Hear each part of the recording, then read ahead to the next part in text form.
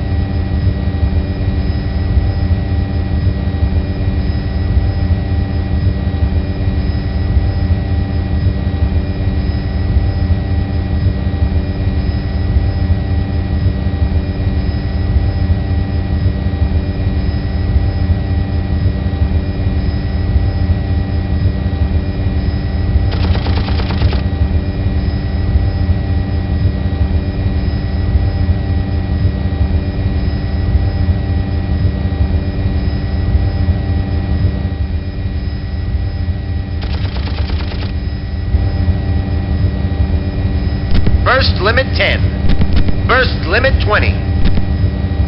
Burst limit 100. Burst limit all.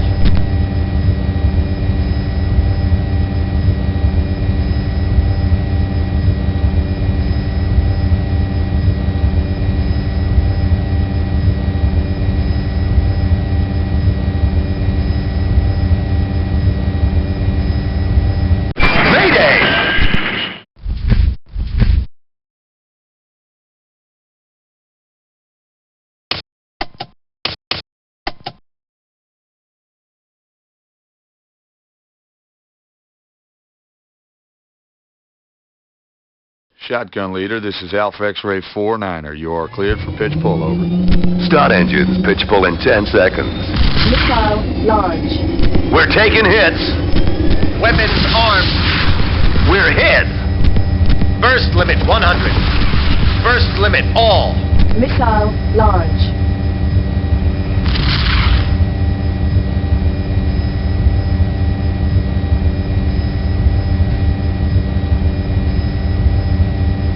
Tally chopper. We're taking hits. Gun damaged.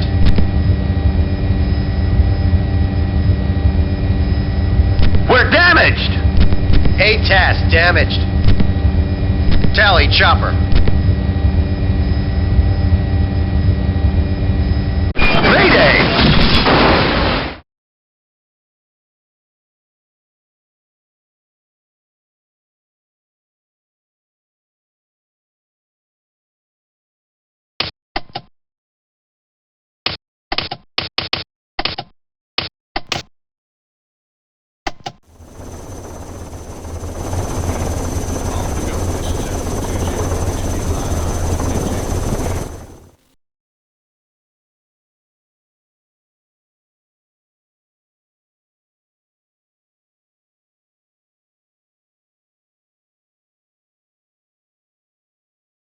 Welcome to your first training mission on the AH-64A Apache attack helicopter.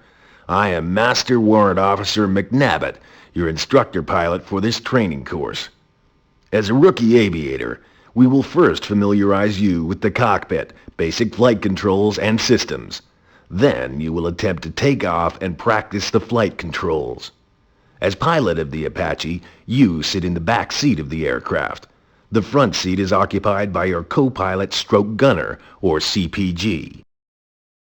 Today, I shall be sitting in the front seat.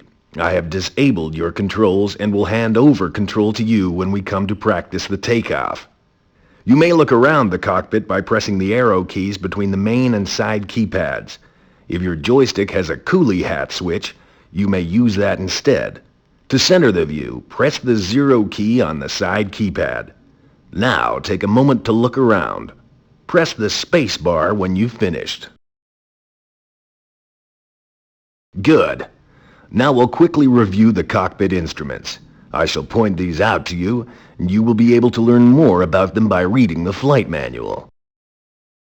The artificial horizon shows your attitude in relation to the ground. The airspeed indicator shows your current speed in nautical miles per hour, or knots. The vertical speed indicator shows your rate of climb and descent. The radar altimeter shows your altitude above the ground.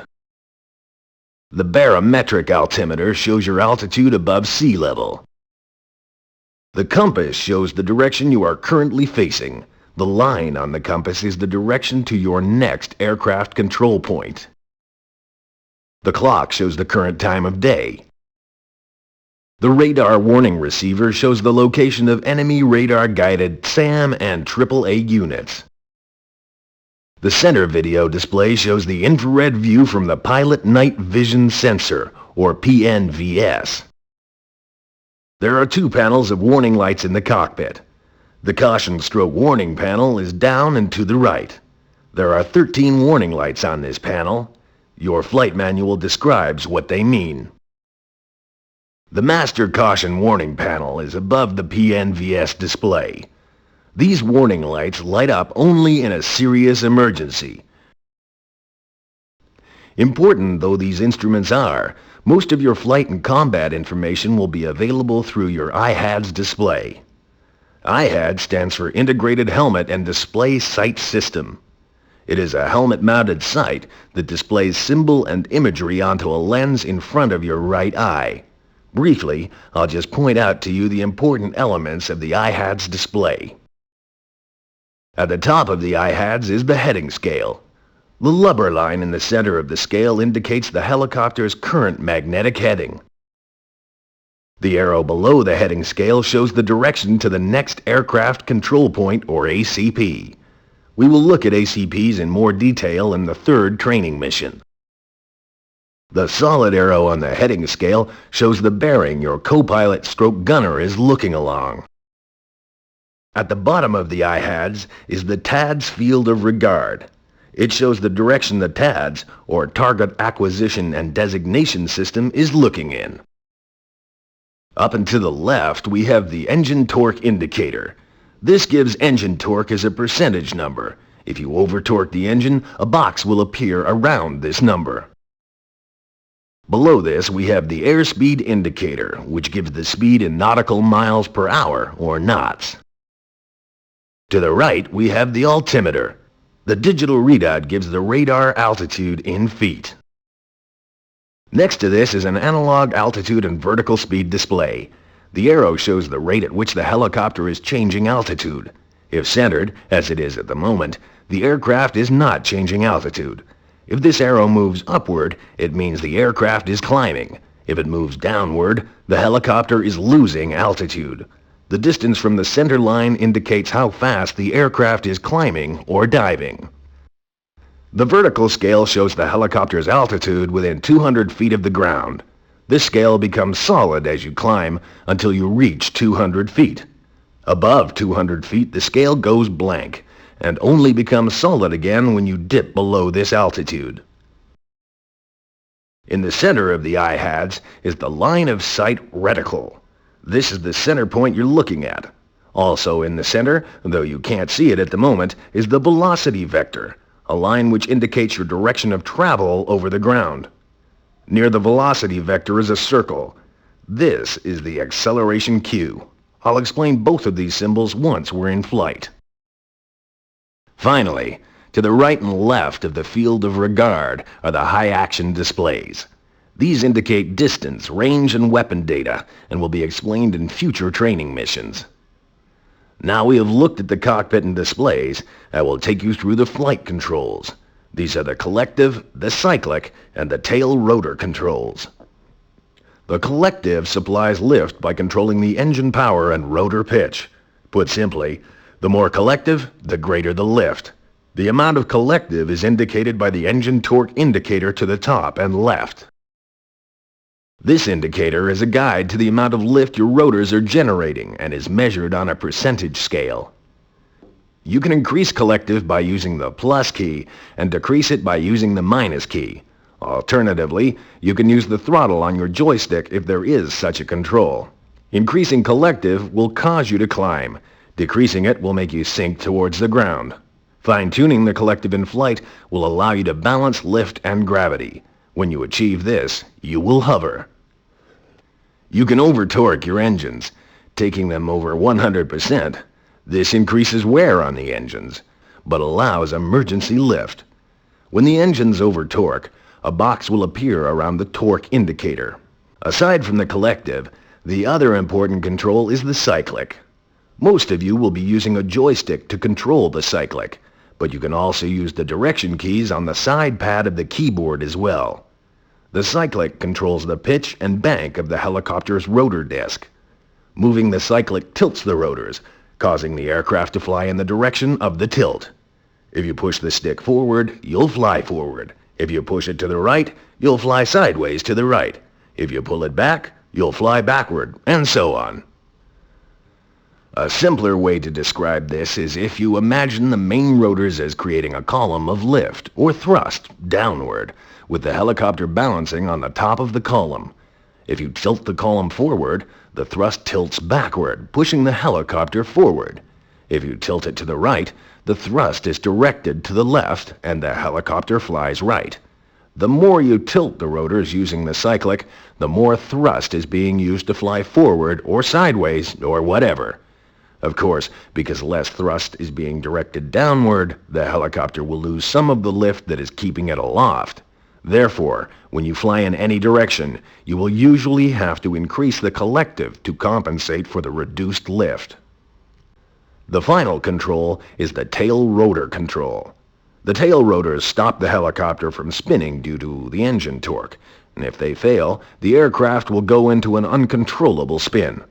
They can also be used to yaw or point the helicopter in different directions. On the keyboard, you use the period key to yaw right and the comma key to yaw left. If you have a rudder control on your joystick, you can control the tail rotors by twisting the joystick clockwise or counterclockwise. Note that the tail rotors work best at low speeds or in the hover. At high speeds, they become less effective. Now that we've been through the instruments and controls, we will try some basic flight. I will now teach you to turn on the engines, climb to a hover using the collective alone, and then fly using the cyclic. Now, start the engines by pressing the E key. When the rotors are up to speed, increase the collective to around 90% and we will take off. Without touching the cyclic, I want you to use the collective to climb to 200 feet. When we approach this height, I want you to ease off slightly on the collective until our rate of climb slows and we go into a hover at around 200 feet. I would like you to try and maintain us at that height for a count of 5.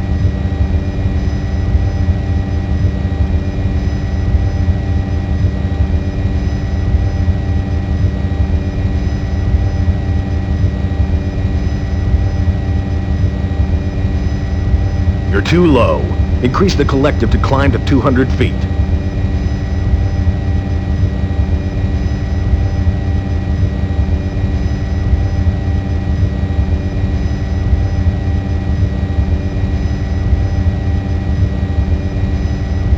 You're too low. Increase the collective to climb to 200 feet.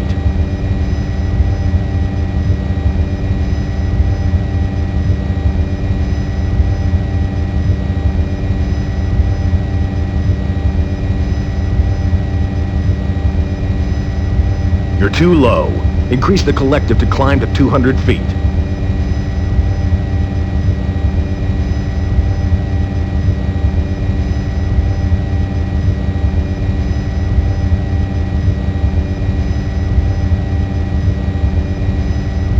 You're too low. Increase the collective to climb to 200 feet.